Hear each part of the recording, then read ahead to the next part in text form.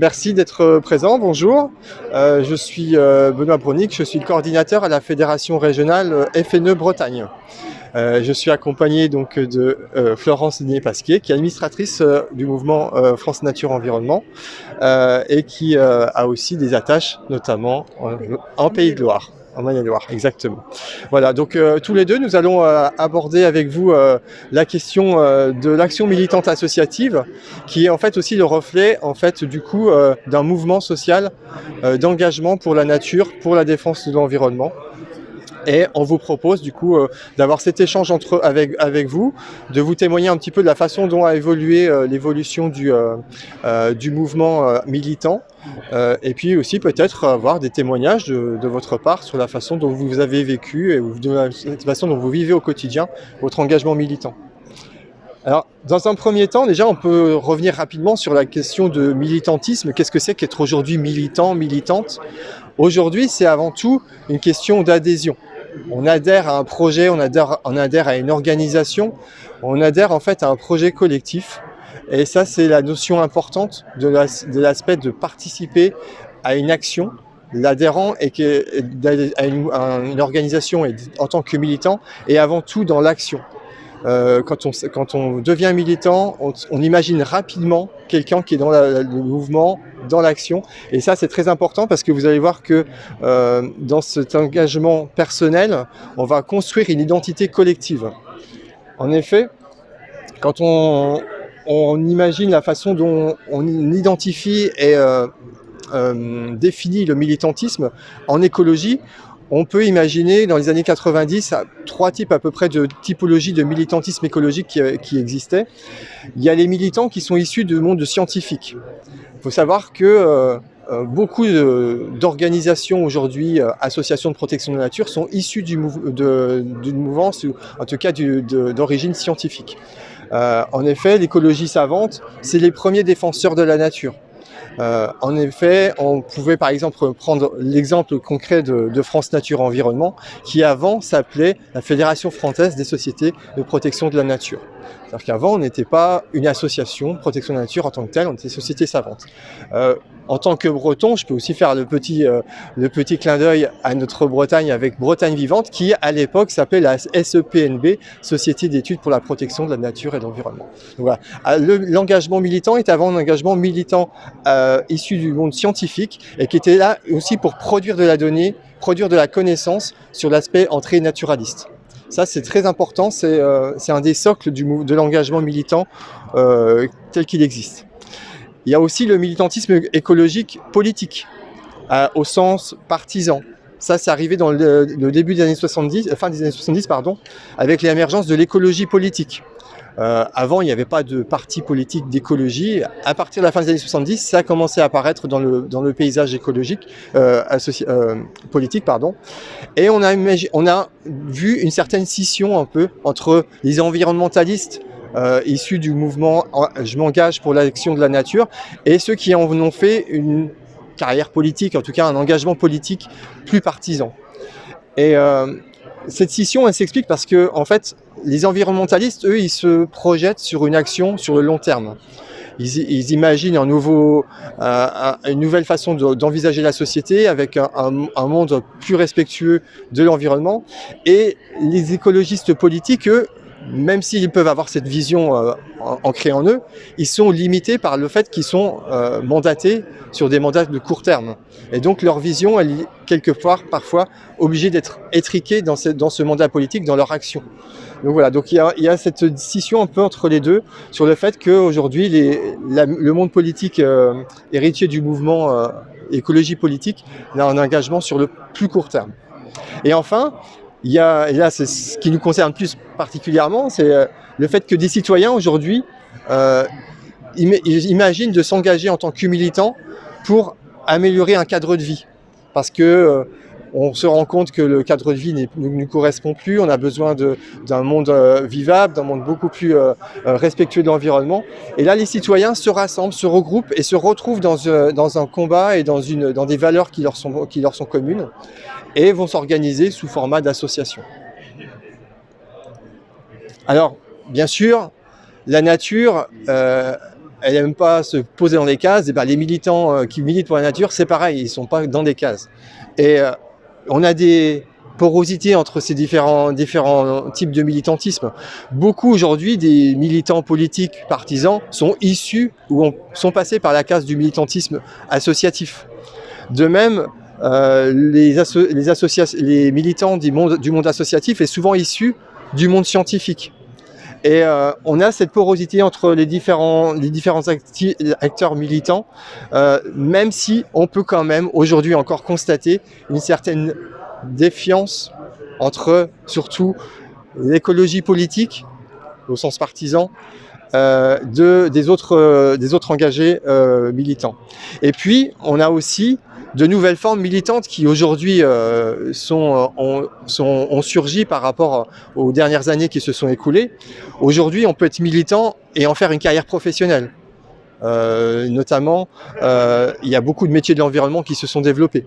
Et puis, il y a ce mouvement jeunesse. On en a parlé juste un petit peu avant avec PicPic. Le mouvement jeunesse aujourd'hui, c'est aussi une autre façon aujourd'hui d'être militant et qui sort un petit peu des sentiers battus d'aujourd'hui d'avoir été un scientifique ou d'avoir des carriéristes en politique. Et donc, on a voilà un militantisme qui a évolué au cours de ces dernières années, avec notamment dans les années 70, on était vraiment sur les premières luttes qui apparaissent, des militants aguerris pour défendre une cause qui est forte. Je reparle de Plogov, du Larzac. Là, on était vraiment... Mais on voyait déjà les prémices à l'époque des années 70 de s'engager pour avoir un bouleversement de société, pour lutter contre des projets qui n'allaient pas dans le bon sens. Dans les années 80, il y a aussi ce mouvement d'émergence de nouvelles associations. Les associations se sont énormément développées, notamment autour du cadre de vie, de la qualité de vie et surtout de l'éducation populaire à la nature. Dans les années 80, il y a énormément d'associations qui se sont structurées autour de l'éducation à la nature. Dans les années 90, il y a cette professionnalisation qui est apparue, qui a transformé aussi la façon de s'engager et d'avoir cette action militante, et qui a permis aussi de nouer des partenariats avec les structures extérieures au monde associatif. Et en fait, ça se traduit aussi par la recherche aujourd'hui d'avoir besoin de capter une certaine légitimité et de sérieux vis-à-vis de nos interlocuteurs. Et c'est comme pour avoir ce gain de légitimité et de sérieux, les associations ont choisi de développer le côté d'expertise et de contre-expertise pour dénoncer les projets pour lesquels ils combattent et défendent leurs valeurs, mais aussi pour proposer des alternatives. C'est pas être dans l'opposition, mais c'est aussi dans la proposition. Et cet engagement militant en termes de professionnalisation a permis de structurer aussi la façon d'intervenir en tant qu'expert. Et quand on parle d'experts aujourd'hui, d'expertise associative, on parle d'expertise technique, mais aussi d'expertise juridique, notamment France Nature Environnement. C'est une expertise qui lui est chère et qui est très forte en termes de reconnaissance en fait du mouvement militant associatif.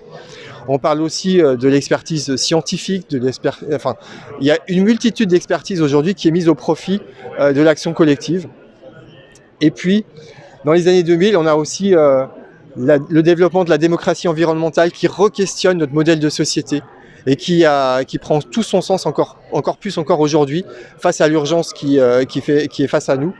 Et on se rend compte que même si la façon de développer l'action militante associative a pu traverser les années, il y a toujours une valeur forte qui lie toute cette action-là, c'est le rester sur l'aspect de la protection de la nature. Ça reste le pilier fort de l'engagement militant aujourd'hui, même si le modèle de société a évolué. Alors l'action militante, voilà, donc je l'ai dit, notamment c'est la mobilisation de l'expertise, mais l'expertise, elle est quand même aussi issue avant tout du savoir individuel. C'est-à-dire qu'aujourd'hui, un militant associatif, quand il s'investit, il apporte son expertise. On ne lui demande pas forcément une expertise très technique, mais son savoir-faire individuel, c'est déjà une expertise. Et c'est ça qui contribue aujourd'hui à faire valoir l'action militante. Et il y a une phrase en dessous que je vous ai précisée, qui est issue en fait d'une thèse sur l'action militante, dont je vous donnerai les références par la suite. C'est que les environnementalistes en fait sont devenus véritables corps de gardiens des normes écologiques et de prise de décision en compensation de l'aspect chétif d'un ministère qui en fait a été déjà dénoncé dans les années 70 par Rupert Poujart, qui était le premier, on va dire, ministre à l'environnement sous Pompidou, qui a même qualifié son ministère de ministère de l'impossible. Il se rendait déjà compte qu'à l'époque, il n'avait pas les moyens. Et aujourd'hui, les associations, en fait, elles sont un peu les structures incontournables pour être les garants de la défense en fait de ces valeurs et de ce droit qui manque aujourd'hui de moyens pour permettre d'avancer sur la protection de la nature.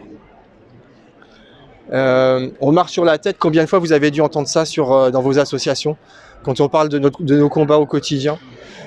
C'est l'irrationalité qu'on dénonce au quotidien dans les valeurs défendues. Alors, l'engagement militant associatif, il est essentiellement, et j'aurais dire strictement, dédié à l'action au bénéfice de l'intérêt général. On parle de plaidoyer, on fait du plaidoyer, c'est-à-dire qu'on ne défend pas un intérêt privé, tout est au service de l'intérêt du collectif, de l'intérêt général, et notamment pour le droit des générations futures. Alors déjà à l'époque, alors je parle à l'époque parce qu'on a peut-être différentes générations qui sont déjà là, mais du temps de la Fondation Cousteau, on parlait déjà d'engager les associations, mais pas que les associations, hein, toutes les organisations, mais notamment les ONG, étaient désignées comme des acteurs incontournables pour aller œuvrer sur la défense des droits des générations futures. Et aujourd'hui, on se rend compte d'ailleurs qu'on y est au quotidien, mais c'est que les générations futures dont on parlait dans les années 90, c'est nous aujourd'hui, et on se rend compte que les acteurs, les jeunes d'aujourd'hui, ils se projettent pas uniquement dans les droits des générations futures, mais dans leurs droits propres, parce qu'ils voient que l'urgence s'est tellement rapprochée qu'on ne peut plus uniquement aujourd'hui militer pour les générations futures en tant que telles. Là, il y a une certaine urgence où on se dit, mais si on n'agit pas pour les générations futures, il va falloir de toute façon agir aussi pour nous au quotidien, dès maintenant, tellement l'urgence est importante. Alors, on va pouvoir aborder différentes formes de s'engager en tant que militant, différentes formes d'actions militantes associatives. Est-ce qu'il y a des actions qui vous viendraient à l'esprit sur la façon de s'engager en tant que militant?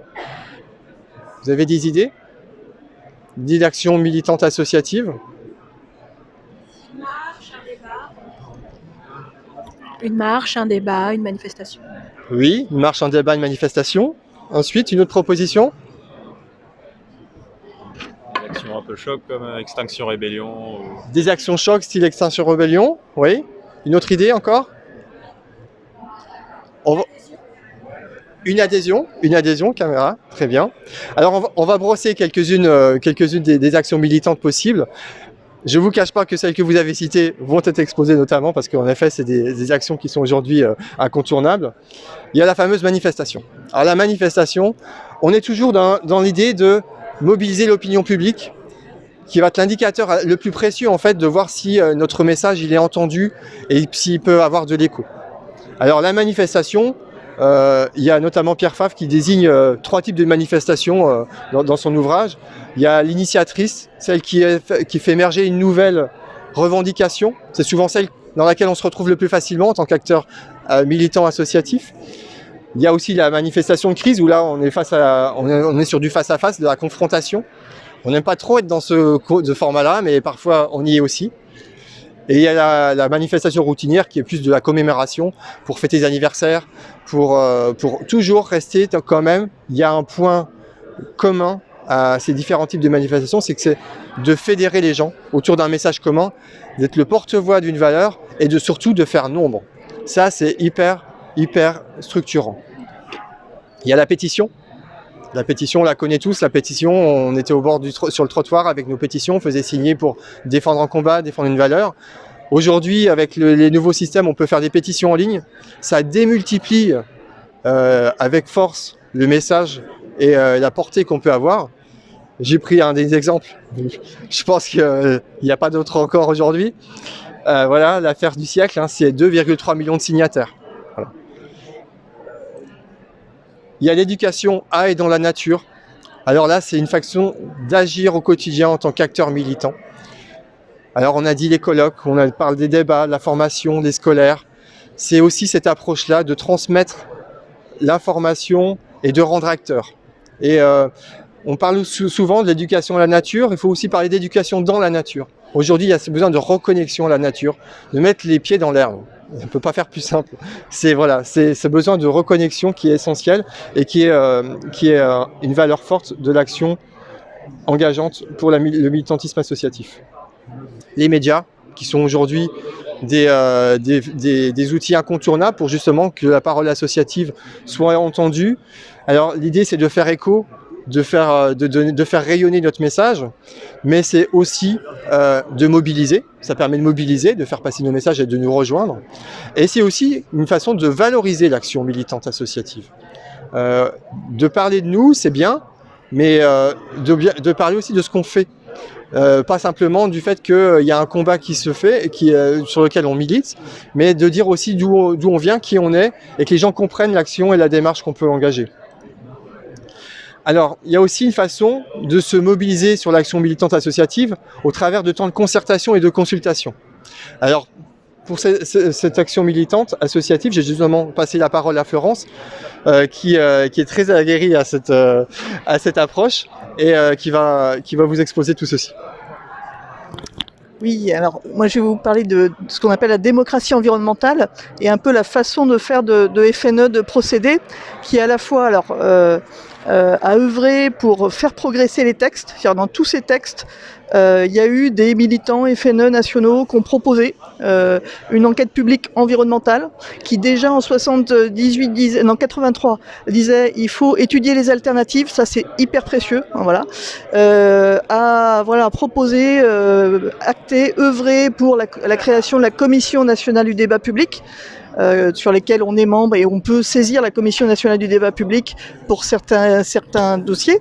On a aussi œuvré sur la charte de l'environnement et le fait que le droit de la participation, le droit à l'environnement et à participer aux décisions qui impactent l'environnement, c'est un droit constitutionnel. Et que, en fait, nous nous organisons pour le défendre et le mettre en œuvre. Il ne s'agit pas seulement d'avoir des bons textes, mais aussi de les faire appliquer, de les faire descendre sur le terrain. Et l'ensemble de ces textes, en fait, on rejoint une philosophie générale qui est regroupée dans ce qu'on appelle les 3 piliers de la démocratie environnementale, qui sont écrits dans une convention internationale qui est la convention d'Aarhus, une ville du Danemark. La convention d'Aarhus, elle dit il y a 3 piliers. C'est accès à une information transparente. Vraiment. Et là, il y a toute une mise en œuvre derrière. Après, le droit à la participation, à une concertation approfondie en amont des décisions, et non pas une fois que tout est bouclé et que le dossier est plié.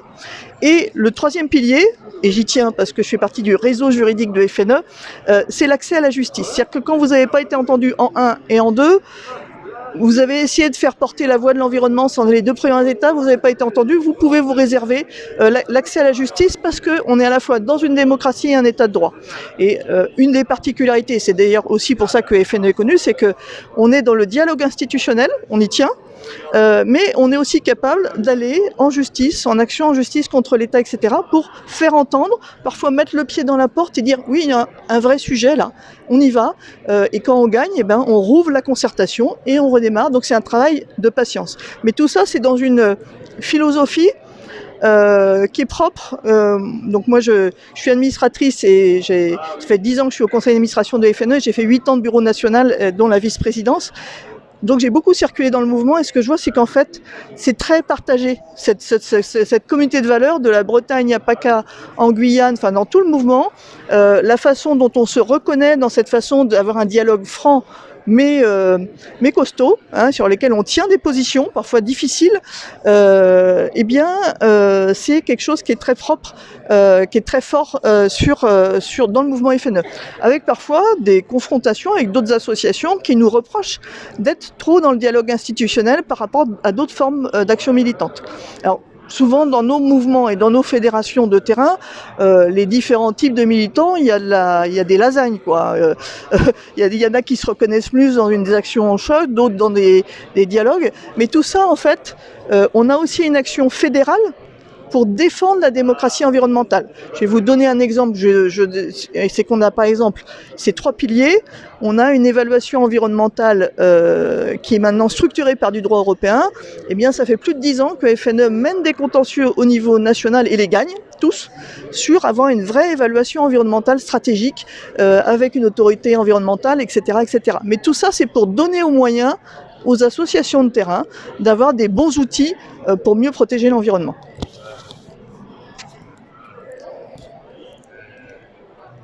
Alors ensuite, en termes d'action militante, on a également aussi le fait de participer aux commissions consultatives, ce qui est aussi quelque part le reflet aussi d'une certaine reconnaissance de la plus-value de l'action militante associative. On est de plus en plus toujours depuis quelques années sollicité pour participer à ces commissions consultatives. Elles peuvent être à différents niveaux, au niveau national, territorial et local. Et c'est justement à ce niveau-là que le mouvement FNE se retrouve aussi, parce que la particularité du mouvement FNE, c'est qu'il est présent au national, mais il est surtout aussi ancré dans les territoires. Et en fait, cette action militante associative, elle est hyper coordonnée au niveau du mouvement FNE, puisque ça percole du national au local. Et les différents militants associatifs qui s'investissent dans une commission locale, eh bien, il y a de l'effet réseau qui fonctionne avec les homologues dans les autres territoires et qui fait que les acteurs associatifs militants engagés aujourd'hui sont plus forts, puisqu'ils se sentent moins seuls et avec une action beaucoup plus collective et qui est une certaine cohérence aussi sur la façon d'intervenir, puisque l'effet réseau joue son importance. Alors une autre forme de façon de s'investir et d'être acteur militant associatif, c'est aussi d'engager les citoyens, mais de permettre et de donner les moyens aux citoyens de s'engager. On est lanceur d'alerte depuis plus de 50 ans maintenant dans le mouvement FNE. Certains aujourd'hui s'inquiètent sont surpris du fait de s'inquiéter des questions environnementales. Mais nous, ça fait plus de 50 ans qu'on réclame de s'en inquiéter. Et donc, il y a des outils aujourd'hui que le mouvement FNE développe aussi pour engager le citoyen, la citoyenne à devenir militant associatif. Enfin, pas forcément avec militant associatif, mais en tout cas militant engagé pour l'environnement.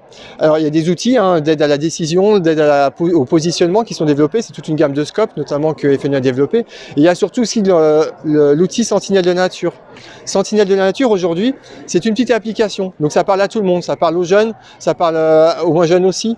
C'est le fait qu'aujourd'hui, quand on constate notamment une dégradation, une atteinte à l'environnement, eh bien, avec une petite application, on peut le signaler. Il y a toute une cartographie qui se fait. Il y a du suivi juridique après qui s'engage lorsque l'action en nécessite le besoin. Et il y a aussi sur cette application un deuxième signalement qui est possible, c'est de signaler aussi des actions positives. Parce qu'on n'est pas non plus uniquement dans le mode punition. On est aussi pour dire ce qui se fait de bien et comment le valoriser. C'est hyper important de valoriser les bonnes actions militantes, les bonnes actions en faveur de la nature, parce que de dénoncer, il faut le faire, mais de dire là ça marche bien, ça c'est bon, ça peut faire émulation et ça peut vraiment porter ses fruits et percoler sur l'ensemble du territoire et donner beaucoup plus de visibilité à l'action militante. Alors, toutes ces formes d'intervention, d'action militante, elles sont aujourd'hui avec un autre facteur, qui est le facteur aujourd'hui du numérique. Si on parle des réseaux sociaux, aujourd'hui c'est 2 milliards d'internautes qui sont connectés sur les réseaux sociaux. Donc vous pouvez imaginer combien toutes les manifestations, les pétitions, toutes les formes d'engagement militant dont on vient de parler peuvent être décuplées par l'intermédiaire des réseaux sociaux. On parle de catalyseurs, de moteurs et de supports efficaces pour l'engagement militant. C'est notamment, il y a toute une étude qui a été faite là-dessus avec notamment Agnès Poplin de la CNP qui siège au CESE national. Je vous donnerai les références aussi à la fin, qui explique et qui réexplique combien les réseaux sociaux aujourd'hui font partie d'un nouveau mouvement social de l'engagement militant. Ils peuvent contribuer à mettre en lumière, hein, bien sûr, sur la place publique des combats. Ils peuvent aussi donner ce rôle de conscientisation, de fédérer encore plus autour des combats qu'on mène. Je vous ai mis une pancarte que vous avez certainement tous déjà vue. Enfin, je l'espère, sinon c'est que vous n'êtes vraiment pas connectés sur les réseaux sociaux. Strike for Climate, j'ai fait le compte, je l'ai découpé, mais si on élargissait, vous verriez tout très vite qui c'est qui porte cette pancarte. C'est bien sûr Greta Thunberg, donc voilà, qui s'est mis en grève pour le climat et donc en grève de l'école pour le climat. Et cette action sur les réseaux sociaux a vraiment été déclencheur, on va dire, aussi d'un nouveau mouvement international, on peut le dire, hein, de l'action des jeunes en faveur du climat. Il y a eu énormément de marches climat initiées par les jeunes qui a réussi à prendre corps, et une initiative en se mettant assise devant le Parlement à Stockholm, c'est devenu en fait des engagements, des marches, des engagements militants de façon planétaire. Et ça aussi, c'est ça la force aussi des réseaux sociaux.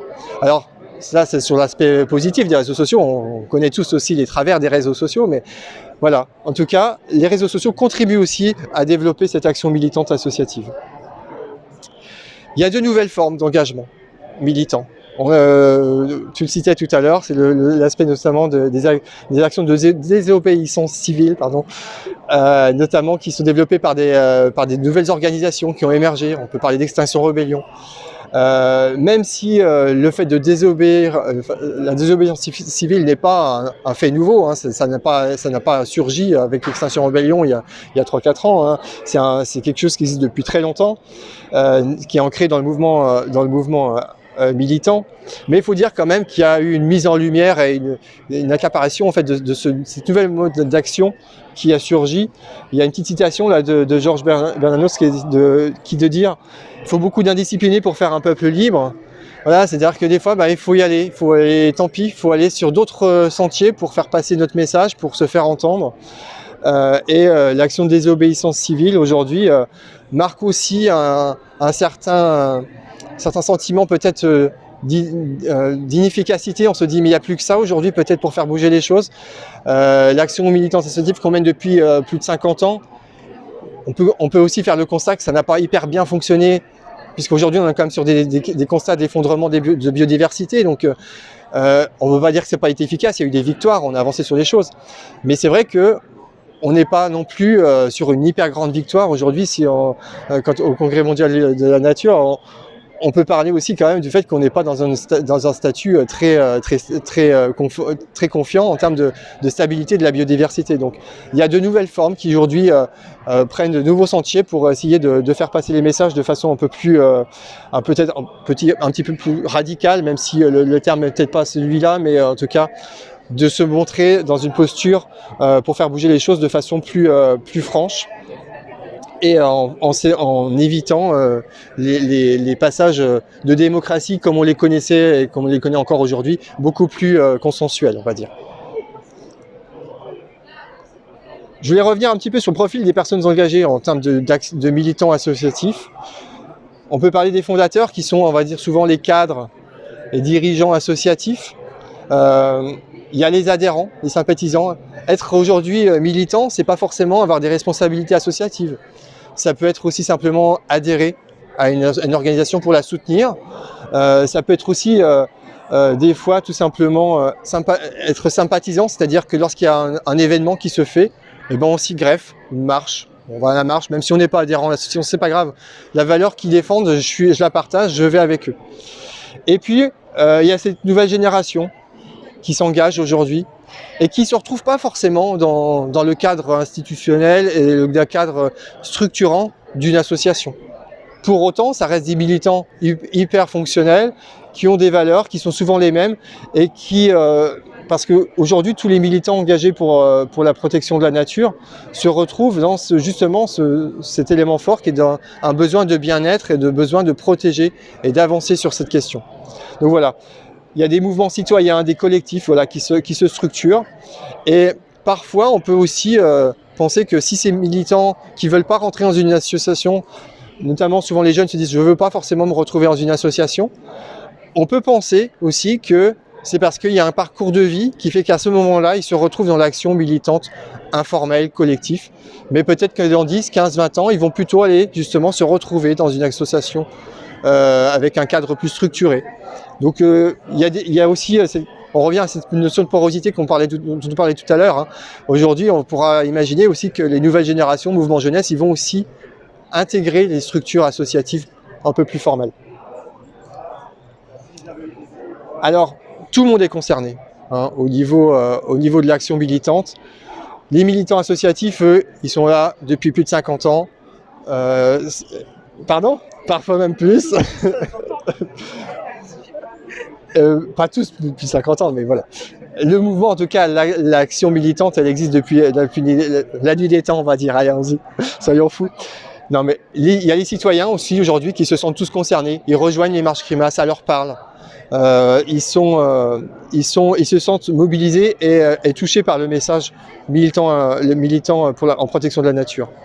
Il y a la jeunesse qui est touchée, bien sûr, également, qui est sensibilisée avec les nombreuses mobilisations climat. On a parlé de Greta tout à l'heure. Les scientifiques sont concernés, ils parlent de ces questions-là. Le rapport du GIEC, le dernier est sorti le mois dernier, et les constats sont là. Et c'est aussi ça, faire du militantisme, c'est de dénoncer, de dire les vérités que tout le monde ne veut pas forcément entendre. Mais voilà, les scientifiques sont aussi des supports de l'action militante. Il y a les professionnels qui s'engagent aussi sur l'action militante pour faire mieux, pour faire évoluer leurs pratiques. Et les politiques. Alors les politiques, parfois ils instrumentalisent un petit peu le combat environnemental. Mais il y en a aussi qui portent vraiment des choses. Il y en a qui essayent de structurer, de proposer des choses. Certains proposent parfois des COP. Voilà, le schéma de la COP, c'est-à-dire d'organiser tous les acteurs de la société pour discuter environnement. Ça porte parfois ses fruits, parfois il y a des déçus, des déceptions. Mais les politiques se saisissent de ces questions-là. Et c'est à nous aussi de transformer l'essai.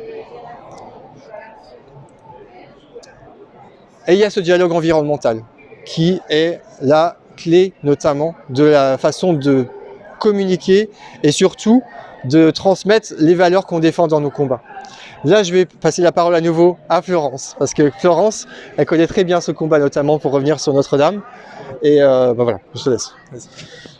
Oui, j'ai eu le plaisir avec Max là, qui passe avec son béret noir derrière en tant que salarié de FNE, de coordonner le mouvement FNE et avec les autres composantes de la lutte contre Notre-Dame-des-Landes pendant, on va dire, sur la fin de vie, sur les 3-4 dernières années, avec notamment, si vous vous souvenez, aussi un épisode de consultation publique, hein, de référendum, et un épisode de médiation. Et c'est un peu le retour d'expérience avec comment les différentes formes d'engagement militant peuvent, jouer leur complémentarité. Nous, dans ce rôle-là, on a joué notre note FNE. C'est qu'on est toujours resté dans le dialogue institutionnel, même quand il était biaisé. Il était souvent biaisé. Je peux vous assurer qu'il y a vraiment des choses qui étaient biaisées. On a quand même, parce qu'on ne fait pas complètement confiance sur ces dossiers-là, engagé tous les contentieux possibles. Et qu'on a gagné, in fine, enfin pour partie, certains on a perdu, etc. Avec moi je suis de FNE Pays de Loire, les juristes salariés de FNE Pays de Loire et de Bretagne Vivante ont fait un énorme travail et ont fait progresser le droit à l'environnement sur la protection des espèces protégées, le droit des zones humides, etc. via le dossier Notre-Dame-des-Landes. Et puis l'autre particularité, c'est que FNE a les pieds dans la boue, vraiment sur le terrain, en ce dialogue avec les acteurs locaux, mais est capable aussi de monter non seulement au ministère de l'écologie, mais y compris au cabinet du Premier ministre pour dire non, mais là, vous êtes, ou à la Commission européenne, ce que j'ai fait aussi, en disant, bah là, la France est en infraction, etc., et à nourrir ce plaidoyer qui passe toutes les échelles. Donc c'est un peu ce que je disais, c'est le dossier Notre-Dame-des-Landes, c'est un peu le décathlon de l'action militante associative, mais avec la nécessité d'avoir une parole fédérale cohérente et aussi de se coordonner avec, parce que en fait la lutte contre Notre-Dame-des-Landes, vous la voyez peut-être d'un peu loin, mais c'est quelque chose d'assez organisé avec une association. C'est d'abord une lutte de paysans pour la protection de leur terre agricole, rejoint par des citoyens, par un collectif à 6 pas très puissant, très très organisé, avec la question des ZAD, de l'articulation, du dialogue, avec des personnes qui voulaient jouer un certain nombre de registres de lutte, et avec voilà ce dialogue institutionnel qui devait quand même continuer et dont nous avons quelque part pris la charge. Mais dans la fin de vie, on va dire, Notre-Dame-des-Landes, il y a quelque chose qui est, et même au sein du mouvement FNE, on l'a pas encore complètement vu. On a beaucoup de dossiers environnementaux où il y a des controverses, où les conflits s'enquistent, où les questions sont complexes, parce que vous pouvez avoir plusieurs enjeux environnementaux qui se confrontent. On est vraiment sur des choses où les conflits sont forts, et l'intérêt de regarder d'un peu près, et il commence à y avoir des universitaires qui ont regardé ça, Notre-Dame-des-Landes, c'est qu'il y a eu des expertises, des contre-expertises citoyennes sur deux choses. Les naturalistes, ceux qui sont spécialistes de la biodiversité, en faisant une étude sur ce qu'on appelle les naturalistes en lutte, qui sont issus globalement du mouvement FNE, qui ont dit, en fait, les études pour justifier un aéroport en zone humide qui dit que finalement il n'y a pas beaucoup d'intérêt sur la biodiversité, elles sont biaisées. On va vous le montrer parce qu'on va faire nos contre-inventaires et on va vous montrer qu'il y a des espèces qui n'existent que plus que là. Voilà, la salamandre, le campagnol amphibie, etc. Et on va faire des week-ends de formation avec le public, où on va aller faire des inventaires participatifs et on montre que les principales populations de l'Ouest de tel, avec des publications scientifiques dans le bulletin scientifique de Bretagne Vivante, et en disant voilà, maintenant on vous fait la contre-expertise, et donc vos études d'impact sont fausses. Voilà. Et l'autre contre-expertise, c'est pas dans le mouvement FNE, mais on a évidemment dialogué, c'est l'atelier citoyen qui a dit là on va pas être contre le projet, mais on va montrer que finalement l'étude de l'alternative de si on réaménageait l'aéroport de Nantes qui est dans la ville et qui est bien connecté au transport en commun, c'est peut-être pas si bête. On va faire un travail de citoyen. Ils se sont réunis pendant plusieurs années avec des publications écrites. Je pense qu'on peut encore les trouver, vraiment de la publication avec des professionnels, mais là des professionnels plutôt architectes, urbanistes, mais aussi pilotes d'avion.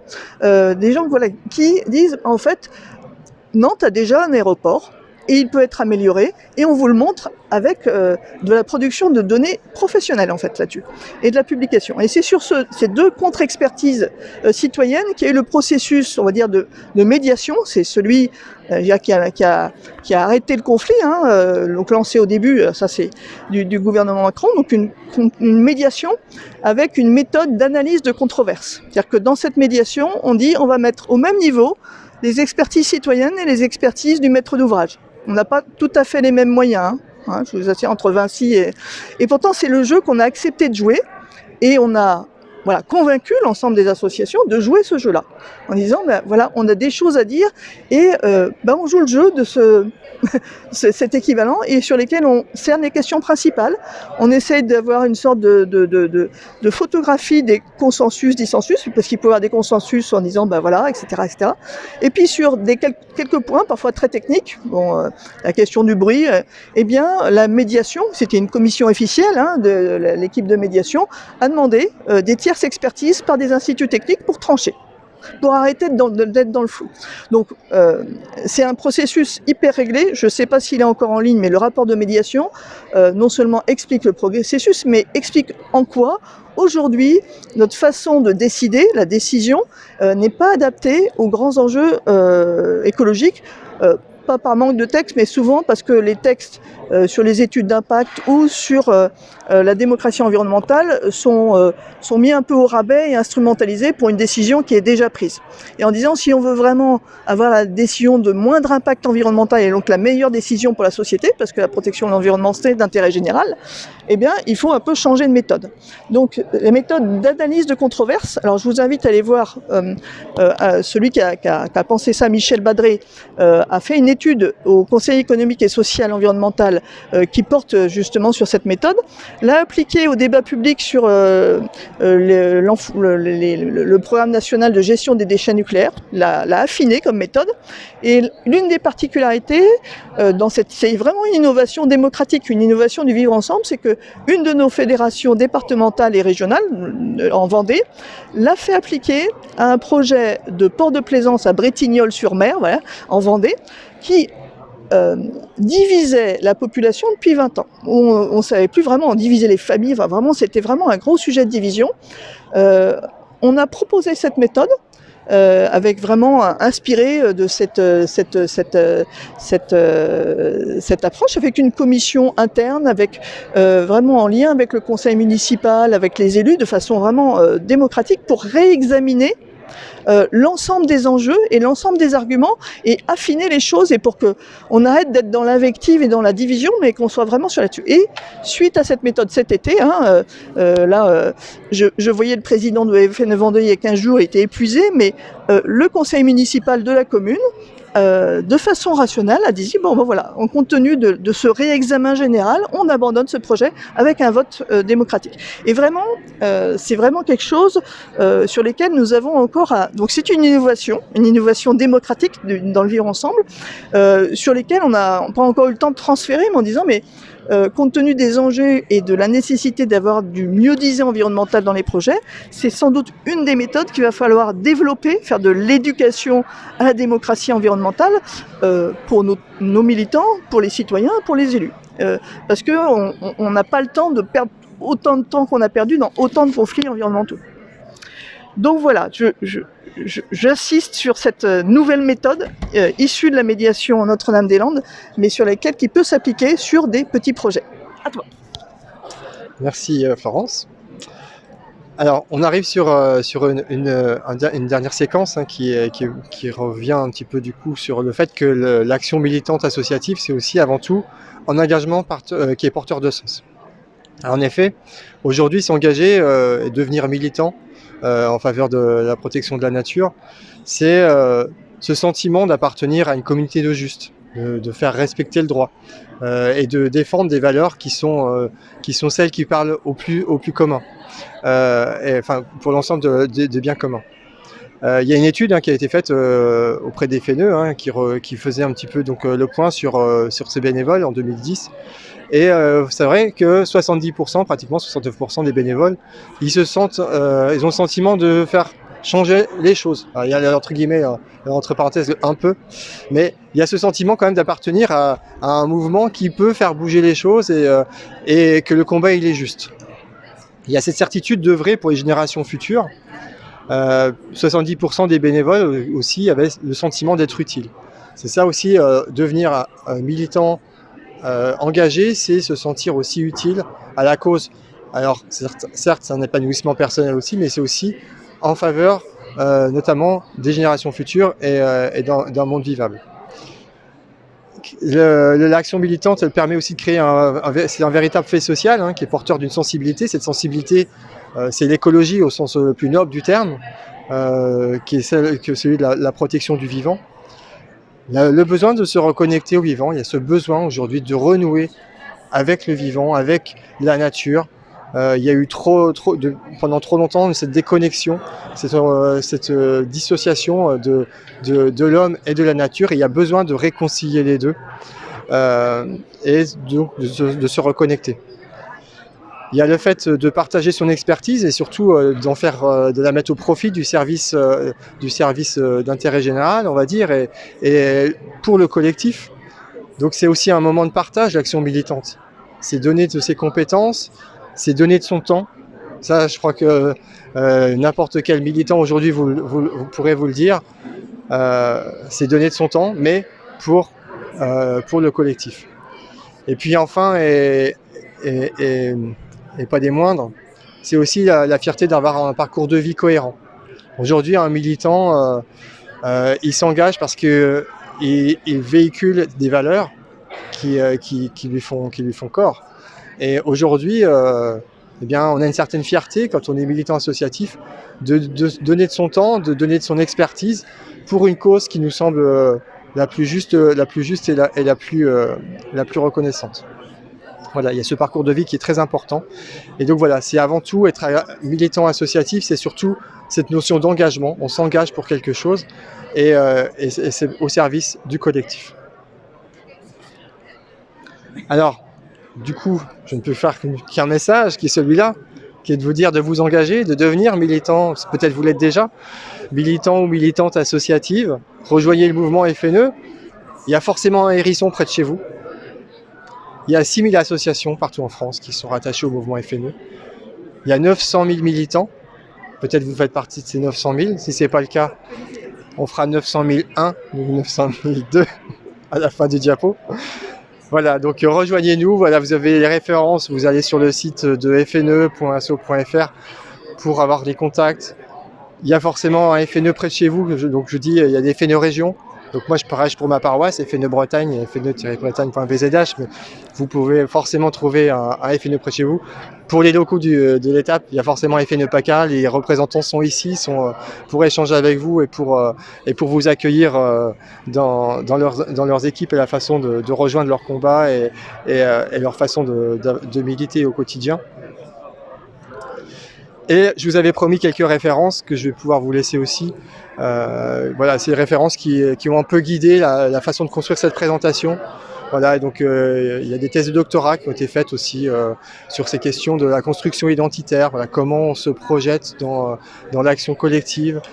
Il y en a pas mal.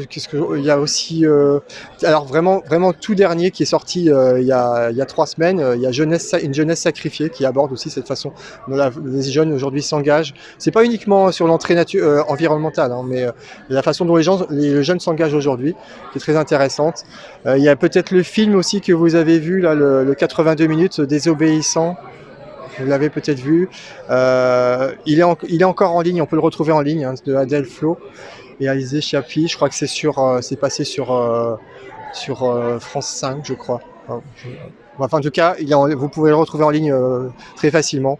Et puis voilà, il y a pas mal de références que vous pourrez reprendre. Je pourrais vous remettre la petite diapo juste après la dernière, si vous voulez. Et voilà, donc je voulais juste vous remercier.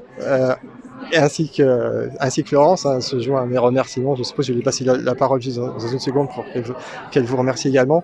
Voilà, c'est le congrès mondial pour la nature, donc on fait un peu de l'international. Donc je vous dis merci en français, en breton et en langue internationale. Tsugares, voilà, merci en breton. Vous pouvez nous suivre sur Twitter, vous pouvez réagir à ce qui s'est dit aujourd'hui, vous pouvez suivre le fil de conversation avec les hashtags du ICN. Je passe le micro rapidement à Florence pour qu'elle vous dise un petit remerciement. Et après, je vous propose aussi de prendre la parole pour que vous puissiez aussi communiquer et témoigner peut-être de votre engagement militant. Et comment vous le vivez au quotidien et si vous pensez qu'il peut évoluer, notamment par rapport à l'actualité du moment sur la façon d'appréhender les questions environnementales et de protection de la nature, particulièrement de la biodiversité, puisqu'on est aussi au Congrès mondial de la nature pour la biodiversité, mais pas que. Donc voilà. Florence ? Un autre motif d'engagement, et là je témoigne depuis mes 23 ans d'engagement où j'ai commencé dans ma fédération départementale, c'est que vous vous ennuyez jamais et que vous avez une transversalité dans le mouvement France Nature Environnement qui est voilà, avec son organisation en réseau, 12 réseaux thématiques, etc., qui fait qu'il y a un enrichissement personnel qui est impressionnant.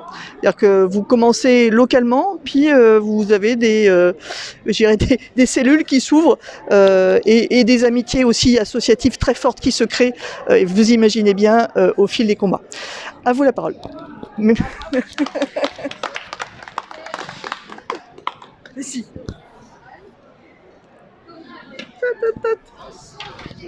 Alors j'ai 2 questions en espérant que ça va. Donc 2 questions. La première sur le débat public. Donc vous avez bien parlé de la CNDP, mais le problème c'est qu'on n'est jamais au courant de quand il y a des consultations. Est-ce que vous avez des conseils à donner? Il y a un site à regarder ou des choses pour suivre. On apprend toujours trop tard qu'il y a eu une consultation.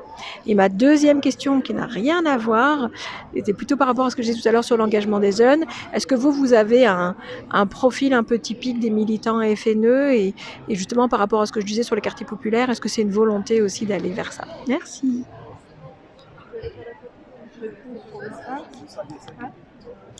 Alors, j'essaie, parce que c'est vrai qu'on entend mieux comme ça. Alors, voilà un plaidoyer national qui n'a pas encore abouti. On a essayé, après on avait une sorte de réforme de la démocratie environnementale après un accident vraiment tragique qui a concerné un militant du mouvement FNE, la mort de Rémi Fraisse, qui était un botaniste bénévole du mouvement. On a dit vraiment on a un souci en matière de démocratie environnementale, etc.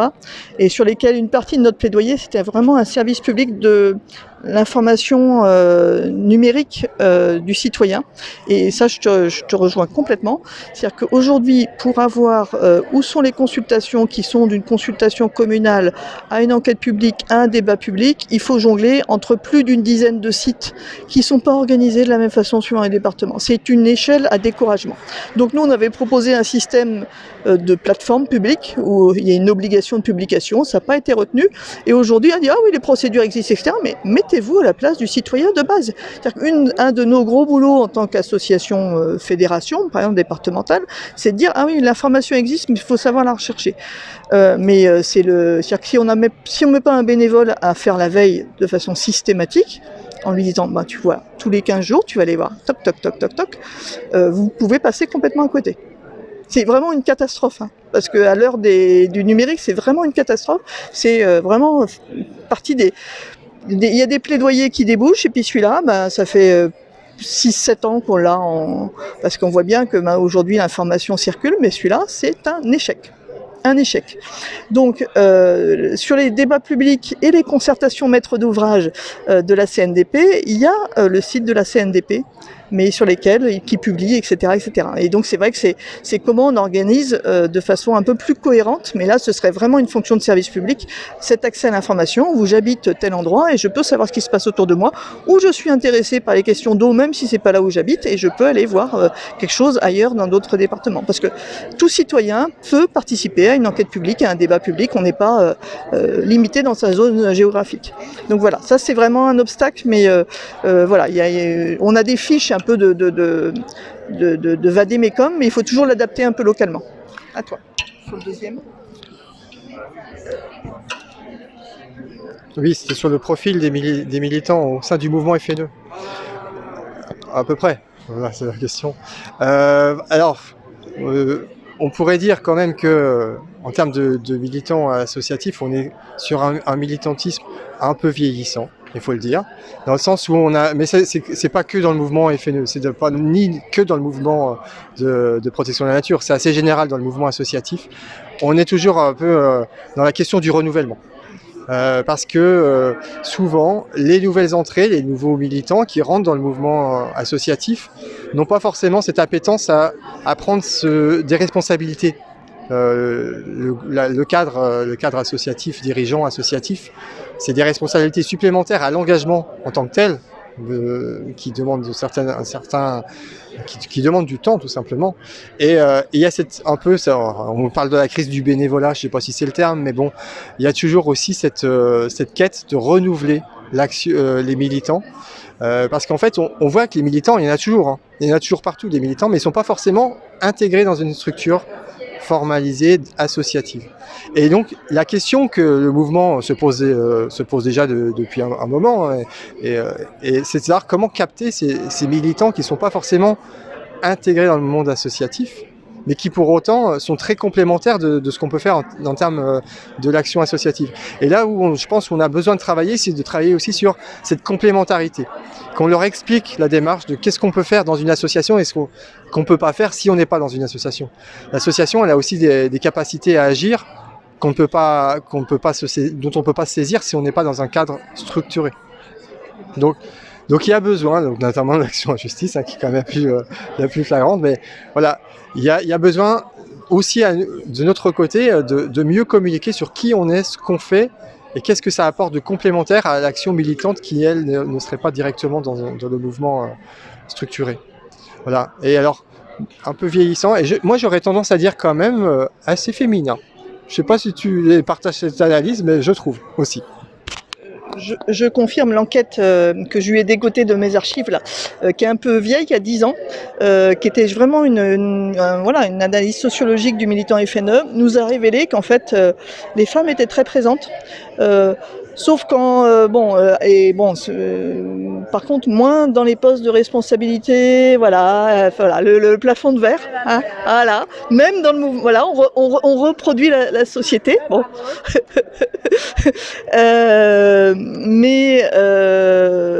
Mais au quotidien, heureusement qu'elles sont là, n'est-ce pas? Parce qu'elles font beaucoup vivre les associations. Mais voilà, alors parfois je me dis, quand on a nos congrès, congrès ou nos assemblées générales, faut se dire que souvent ce qu'on appelle la conférence des présidents, d'ailleurs, hein, même en FNE, on ne dit même pas conférence des présidents et présidentes, si on en a dû changer. Voilà, les cadres dirigeants ne sont pas forcément représentatifs, mais les femmes sont vraiment très présentes dans la protection de l'environnement et de la nature. Hein. Et c'est pas d'hier. Voilà, elles ont été là. Moi, j'ai des figures de personnes que j'ai rencontrées, qui font partie de mon histoire associative, qui parfois certaines ne sont plus là, mais qui ont été là. Dès les années mouvement FNE, les associations de terrain. FNE est né en 68, donc les associations qui ont créé leur fédération nationale pour les créer, pour les représenter, elles existaient avant. Donc beaucoup d'associations, et là il y avait déjà des femmes, beaucoup de femmes, souvent des enseignantes d'ailleurs, qui ont voulu s'engager dans le mouvement de protection de l'environnement. Je vais passer la parole, parce qu'on a demandé la parole, juste pour préciser, et là je refais encore une petite pub pour la Bretagne. Nous avons la chance, dans la fédération FNE Bretagne, d'avoir une présidente, en tout cas. Alors attends, ça... Et à Bretagne Vivante aussi, c'est une présidente, voilà, nous on est bien en Bretagne, on est bien. Merci. Oui, bonjour, du coup déjà c'était pour souligner que j'étais complètement d'accord avec l'engagement féminin. C'est vrai que dans notre affaire à tous, par exemple, j'ai travaillé durant une année, et du coup c'est vrai qu'il y a beaucoup, il y a la majorité, je pense 3/4 des bénévoles et des personnes impliquées sont des femmes. Et c'est vrai qu'en parlant aussi du militantisme vieillissant, je pense que c'est vrai qu'il y a plein de formes de mobilisation du coup qui peuvent être complémentaires, les marches et tout ça. Et je pense que vraiment les pétitions maintenant, du coup comme on a vu avec l'affaire du siècle, les pétitions en ligne, ça peut vraiment être un mouvement qui mobilise beaucoup de gens, parce que ça a mobilisé du coup 2,3 millions de signatures. Et ensuite ça a pu assigner l'État en justice du coup via notre affaire à tous, du coup qui utilise le droit comme levier. Mais du coup maintenant je pense que l'activisme juridictionnel et la nouvelle tendance, si j'ai envie de dire un peu, mais tout est complémentaire et tout sert, chacun trouve aussi sa reconnaissance dans tel militantisme, quoi. Je pense que tous les militantismes sont utiles et qui servent aussi une cause, que dans chacun telle personne se reconnaît. Et du coup voilà, c'est juste pour souligner que je pense que le droit aussi, le levier du droit et l'activisme juridictionnel a l'avenir, je pense. Ça tombe bien, FNE y est depuis 25 ans. Bon, on communique moins, parce que parfois le droit a aussi besoin de discrétion, mais on a un réseau juridique qui compte 80 juristes. Bénévoles et salariés, avec une stratégie du mouvement, du réseau. Alors le réseau, depuis plus de 15 ans, moi je suis membre de ce réseau-là depuis 20 ans, il faut que dans chaque région, et on progresse, il y a un juriste salarié qui permet de coordonner. Et il faut de la coordination régionale, mais aussi de la coordination nationale. Parce que, notamment, quand on construit, il y a des jurisprudences FNE au Conseil constitutionnel. FNE est la seule qui saisit le Conseil constitutionnel, mais aussi des jurisprudences thématiques. Par exemple, le droit des espèces protégées, puisqu'on parle de biodiversité. On a fait un constat il y a 10 ans que c'était un droit qui était inappliqué. On a posé une stratégie, réfléchi, et en disant, il y a un coordinateur, on se coordonne, on se donne les bonnes jurisprudences. Il y a des dossiers sur lesquels, par exemple, si vous avez une petite plante protégée dans une enceinte de centrale nucléaire, faut pas y aller parce que c'est toujours la centrale qui gagnera, et ça va nous faire de la jurisprudence négative. Et donc derrière cette coordination, elle est pensée, réfléchie fédéralement. Voilà. C'est pas quelque chose sur lequel on fait les grands... Mais depuis 10 ans, je peux vous assurer qu'on a des dizaines, peut-être maintenant des centaines de décisions positives pour la protection de la biodiversité qui s'est construite comme ça par réseau. Ce fonctionnement en réseau.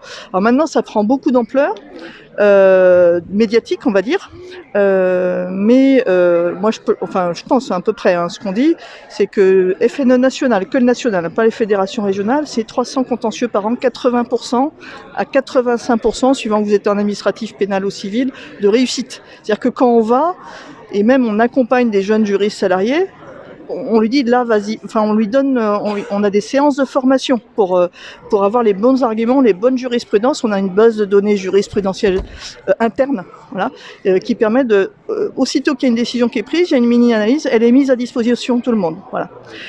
Donc cette force collective, c'est le réseau juridique dont je vous parle, c'est mon réseau de cœur familial, mais les 12 autres réseaux thématiques de FNE fonctionnent un peu comme ça, c'est-à-dire qu'on se donne des compétences. Et on n'est pas sur seulement le one shot, on est aussi sur cette construction d'une jurisprudence qui progressivement va faire basculer l'approche du juge sur certaines décisions.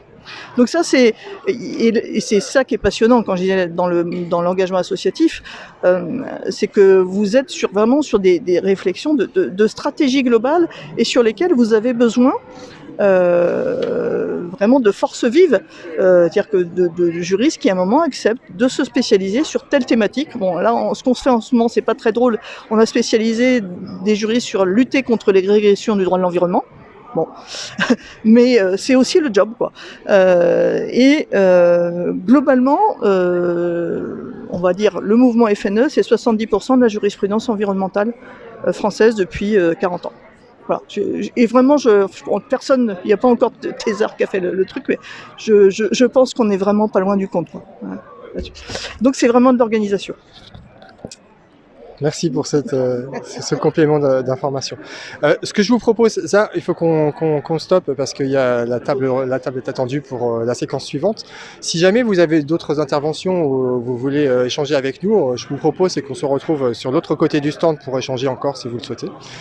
Sinon, on vous remercie chaleureusement donc, de votre participation active et à votre présence sur le congrès. Et je vous souhaite un bon congrès et n'hésitez pas à rejoindre les hérissons du mouvement FNE. Merci.